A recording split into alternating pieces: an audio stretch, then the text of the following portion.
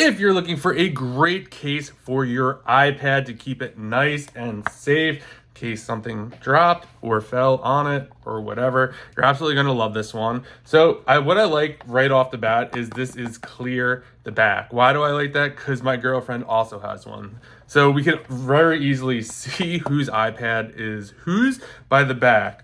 Another thing that I really like about this is the very clear cutouts that they did. This is great. They're not sloppy at all. So these buttons work really, really well. I've gotten cases in the past where you kind of push this, the button's not working. You just see everything is cut out really, really nice. Don't have to worry about trying to jam a charger in there. So that's really nice. This also folds down and you could use it as a stand if you want. Pops off really easily too, which is nice. So I can just take it off like that. This is what it looks like without the iPad in it. And you also have a place for your stylus as well. If you're looking for a great iPad case, definitely check this out.